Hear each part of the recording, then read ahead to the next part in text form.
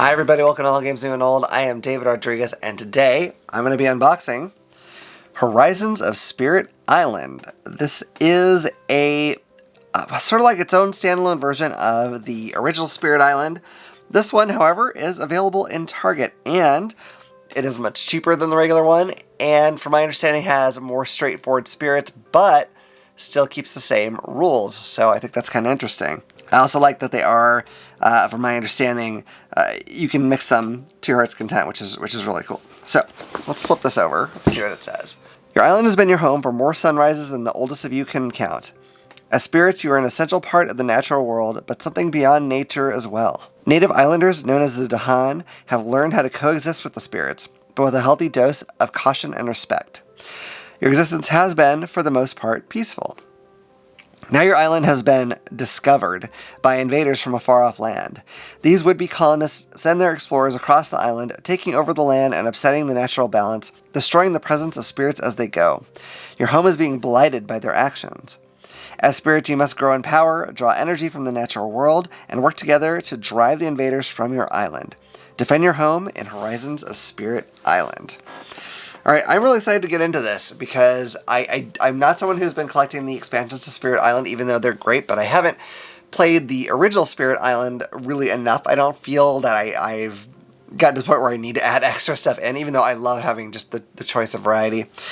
But I really wanted to check this one out just because I wanted to see what the differences were in this set versus the base set, and having some more straightforward spirits to use to help get me back into the swing of things when I finally get to play the game next would be really great, I think. So this is from 1 to 3 players, which is maybe unusual sounding, but in the original game the board is modular and you can change it based on how many players there are. This one, my understanding is, does not have a modular board, so they probably had to keep it limited in some way, and they would need an even bigger board if they had more players, so it makes sense, just kind of unusual. So let me open this guy up.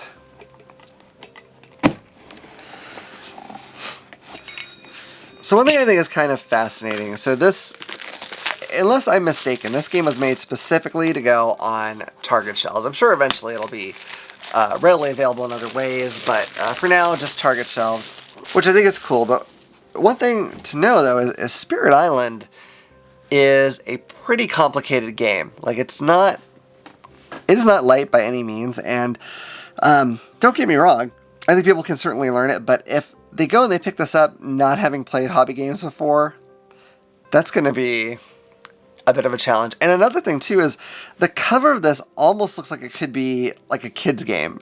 So yeah, I hope people don't buy this and end up being unpleasantly surprised when they do have a great game, but it might be a lot for some people to pick up. So I don't know.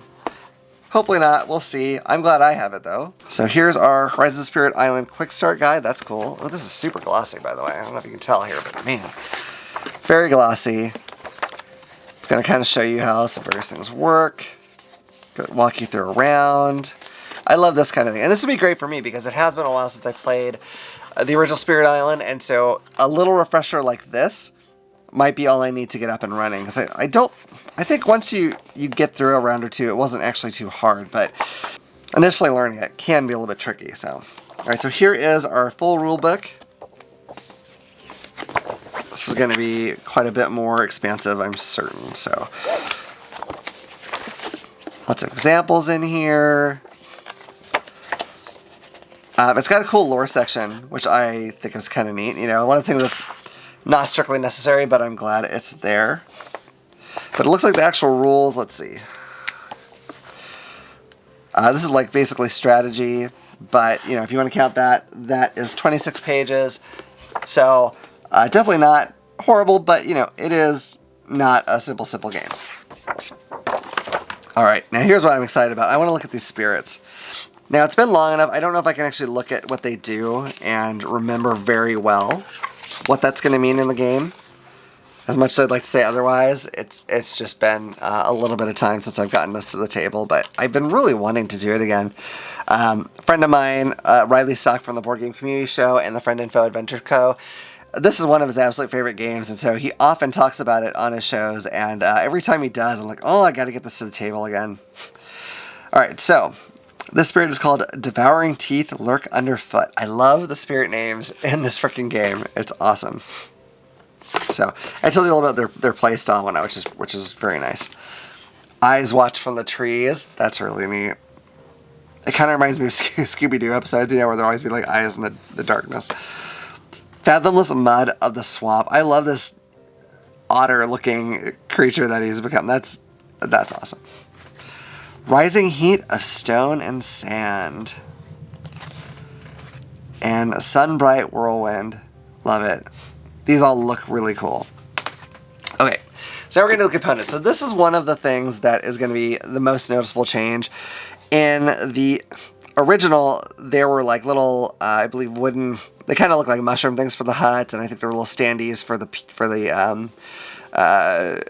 colonizers, and the cities had this cool thing where they would like flip from one side to another depending on how much they were built up. But, you know, here, to keep the cost to a reasonable level, to keep Target happy, they went with tokens, which is perfectly functional and fine. I would likely break out my other box and use the nicer wooden things, I think. But all right, here is our board. Again, the original is modular, and this one is not. Although it does have two sides. I don't know if they're actually different or not. So let me try to zoom this out a little bit if I can.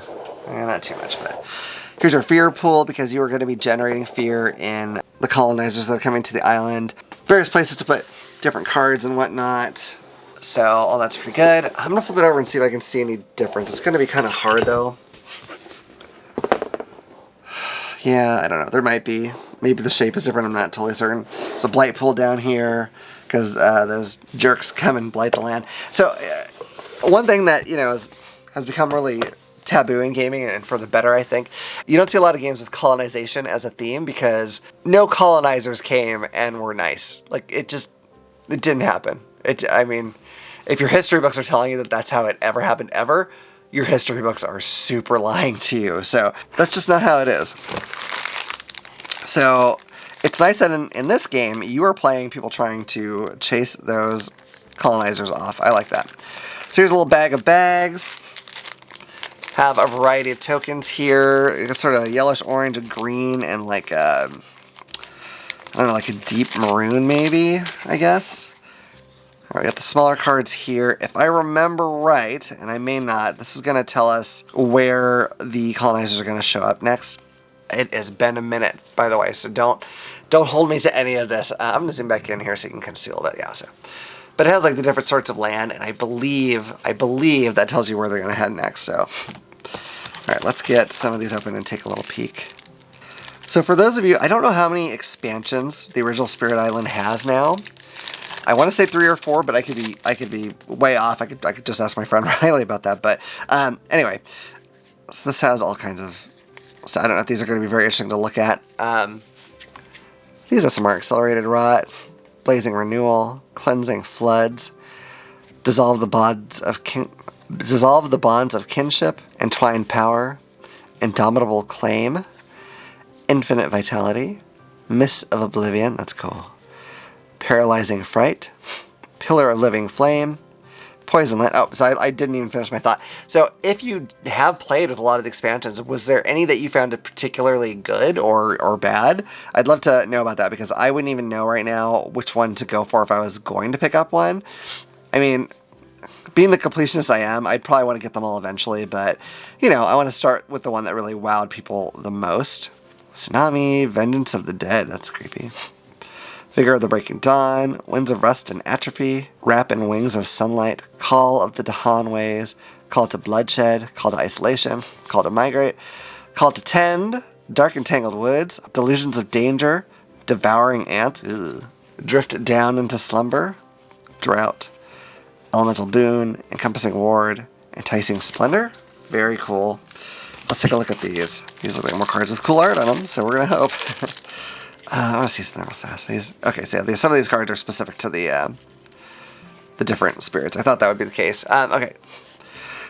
So you have Entrancing Apparitions, Gift of Constancy, Gift of Living Energy, Gift of Power, Gnawing Root Biters, Land of Haunts and Embers, Lure of the Unknown, Nature's Resilience, Pull Beneath the Hungry Earth, purifying flame, quicken the earth's struggles, rain of blood, reaching grasp, rouse the trees and stones, sap the strength of multitudes, savage maw beasts, shadows of the burning forest, song of sanctity, steam vents, uncanny melting, veil of the night's hunt, visions of fiery doom, voracious growth.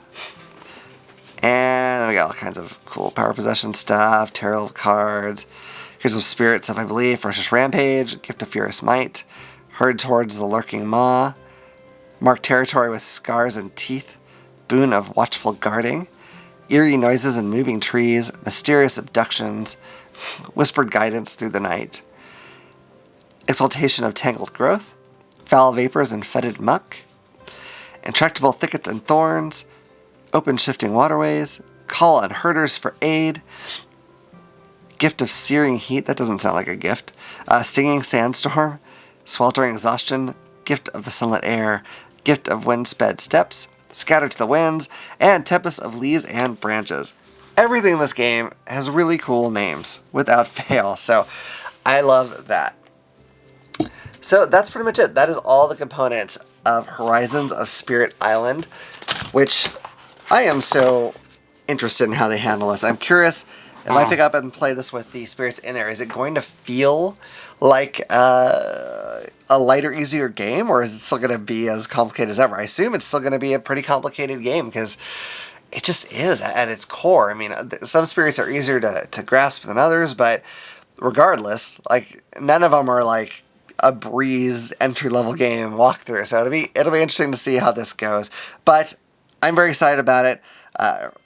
I hope that a lot of people will try this and enjoy it and get into gaming from there and realize that there's crazy games with deep strategies that are really like thinky and just a ton of variety. So I hope this really does that for people.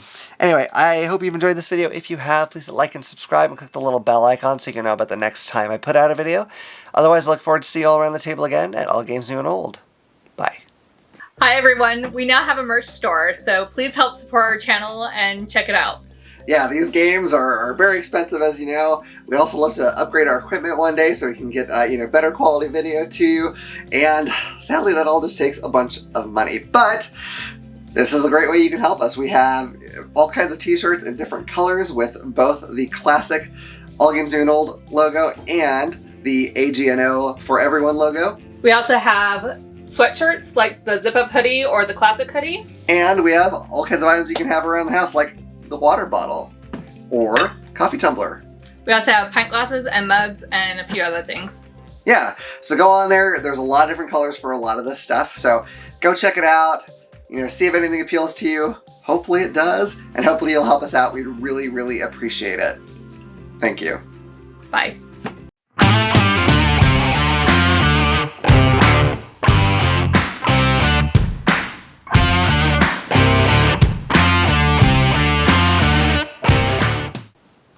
If you enjoyed that video, you might also like this one. Or this one. If you like any of our videos, what you should do is click this little button to subscribe so you'll know about the next time we put out a video. We'll see you around the table. Bye. Bye.